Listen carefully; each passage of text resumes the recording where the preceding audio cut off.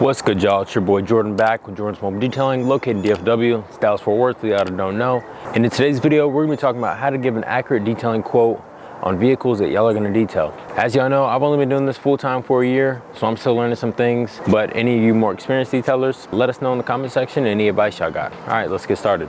All right, y'all, so today we're working on this Nissan Sentra. It's actually one of my neighbor's cars, so I'm actually home. Hey, it's kind of nice to be off the mobile jobs for, you know, a good little day's break. And anyway, so yeah, taking care of this Nissan Sentra, receiving a full detail.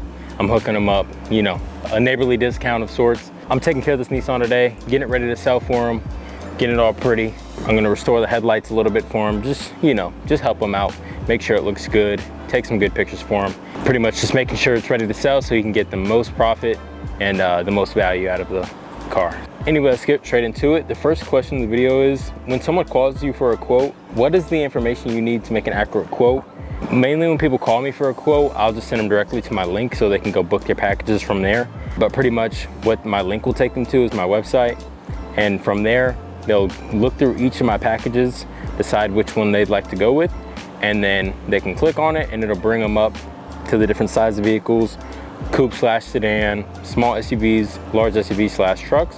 And it'll have 3 different price starting points from there. And they'll go ahead book, and I'll let them know those are just starting prices. I do upcharge for, you know, certain things, but we'll get into that later in the video.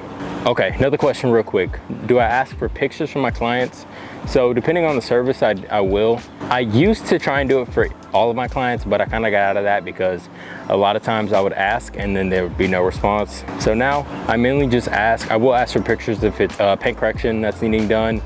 If it's just a one-step paint enhancement, which is gonna be like a 3-in-1 type of service, I won't ask because there's nothing I can do from there. It's just simply just gonna be the one-step paint enhancement on the paint, so it doesn't really matter. But if it's a full paint correction, ceramic coating of sorts, I will ask for some pictures just to get a better idea of how much work it's gonna need, if it could get just a 2-in-1, or if it needs the full paint correction. All right, so this has nothing to do with the video, but I just wanna keep y'all updated on what I'm doing and what I'm using. So went ahead, I hit all the 4 wheels, iron decon, completely cleaned them, deep cleaned the wheels. And then I went ahead and I pre-rinsed the vehicle with Chemi Green Star 10-to-1 in my foam cannon. I allowed that to dwell for about 2 to 3 minutes. It's kind of hot out here, so can't really let it dwell for, you know, any more than that time until it starts to dry on the paint. Then I went ahead and rinsed that. That did its job, took care of pretty much all the bird poop residue. And then I went ahead and I used gentle snow foam from Chemi. And I used that, about 2 to 3 ounces of that, foam the entire vehicle up, hand wash the entire vehicle from top to bottom. I didn't use my wash mitts because this vehicle is older, it's dirtier. It does sit under a tree. It still has little particles from the tree and whatnot, and I didn't want to get those contaminated in my wash mitts. So I went ahead and just used some throwaway rags and washed the entire vehicle. After that, rinsed the vehicle. I went right in with my iron remover, sprayed the entire vehicle, let that dwell, sit about 30 to 60 seconds. And then I actually didn't rinse it off, but I just used Chemi Gentle Snow Foam, about 2 to 3 ounces again. Foamed the entire vehicle, clay barred the entire vehicle, rinsed, dried, and now we're gonna move on to the interior. All right, y'all, right now I'm just kind of going through them, inspecting the interior, kind of just going through the process steps in my head, what I'm gonna need to do, take out the mats and everything like that. Make sure all the trash is out. He did a great job taking out the trash, so thank you, Daniel, for doing that. Okay, so the next question is, have you ever went to a job and realized that the customer downplayed how dirty it was? And what happened and how did they react when you told them that you're gonna raise the price? So that has happened to me a couple of times. I don't usually, so the way I quote guys is, I don't really run into those problems because the way I quote is, I'll let the customer know, hey, this is the starting price. Let's just throw a random number out there, completely random. Let's say $250 for the entire interior for that size vehicle, but it could range from anywhere from $250 to $350. So I'll say this is the starting price, but I do upcharge for things like pet hair, kid messes, or just anything super dirty, just out of the ordinary type of dirty. I will upcharge anywhere from $25 to $100. Now, what has happened to me is I have underquoted because you would think $350 would cover most vehicles, but there are those disaster details where it's not really worth it at that point. Biohazards, whatnot. So I have ran into those. This just goes to show no one's perfect. I've been doing this full time for a year. You'd think I'd have it down by now. It doesn't matter. I honestly don't think 5, 10 years, you're still gonna mess up quoting wise. So for me, I just take it on the chin. Thankfully, I usually run with at least one guy with me. We can make up the time, try and move as quick as possible, but ultimately, you know, as a business owner, as a detailer, sometimes you just got to take it on the chin, get the work done, take what you learned from that vehicle and move on to the next vehicle. That's what it's all about. So the next question is, what is the first thing that you see whenever you go to inspect a vehicle and give an accurate quote, the inside or the outside? So interior, exterior. For me, it mainly comes down to the interior, obviously depending on the package, what the work's gonna entail, but mainly just the interior, because exterior is pretty much self-explanatory. It could take maybe 10 to 15 minutes extra if you do need a clay bar, things like that.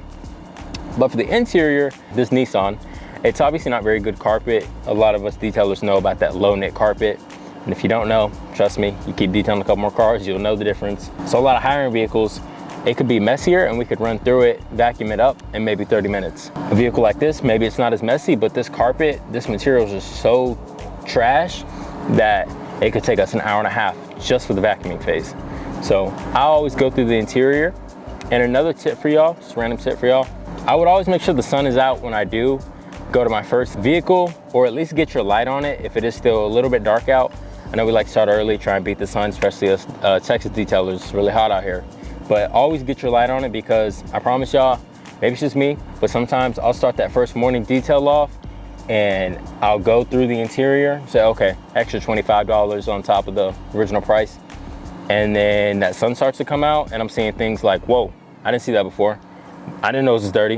You know what I mean? The sun starts coming out, you know, more light starts coming to the car, and then there's just so much more visible dirt in the cracks, crevices, vents that I didn't even see.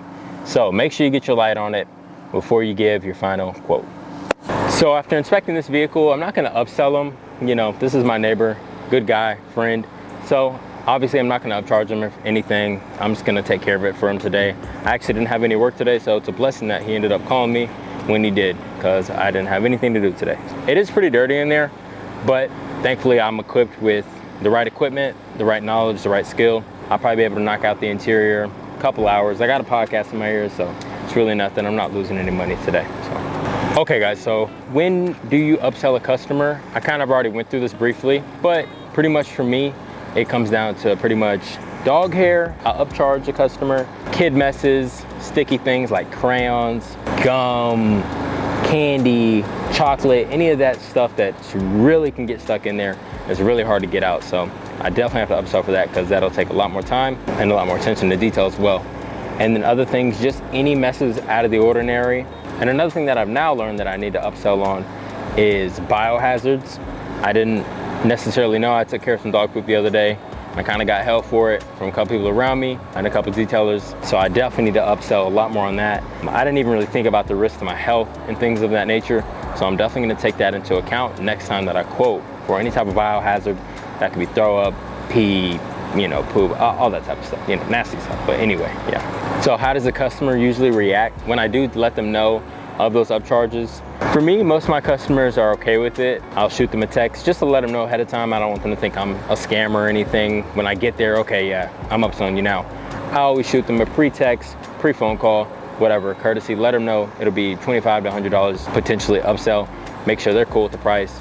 And once they're cool with the price, as soon as they say that they're okay with that upsell, then I know from there, they obviously value my work, value the attention to detail that we bring here. So, you know, from there, it's never really any issues. All right, so how much am I charging for this detailing specifically? I'm just gonna charge them $220. Usually this would be probably close to a $320, $350 detail, but once again, I told y'all he's my neighbor, good friend of mine. And I got started at about 9 and it's 11:06. I'm obviously recording, it's gonna take a while, but once I put this camera up, I'm gonna get to work and I'll knock it out in probably, you know, 2-3 more hours, so. All right, y'all, so that's gonna be it for this video. That's how I gave an accurate detailing quote. I wanna know in the comment section, so y'all let me know. Do y'all do the same process that I do? Do y'all do something different? Let me know in the comment section. Also guys, if you're not following my Instagram page, I post a lot more content on there, post the vehicles that we take care of. So go ahead, shoot me a follow, I'll have that all linked in the description. Any of the tools, products, anything you see me use, it'll all be linked in the description to my Amazon affiliate page. It doesn't help a ton, but hey guys, you know, if y'all can support me, I'd be very grateful. Also, you can follow my TikTok. It'll all be Jordan's Mobile Detailing, any of my social medias. Hey, if you haven't watched the rest of my YouTube videos, what are you waiting for? Go ahead. watch the rest of them real quick while you're done with this video. And all right, y'all, see you on the next video. Peace.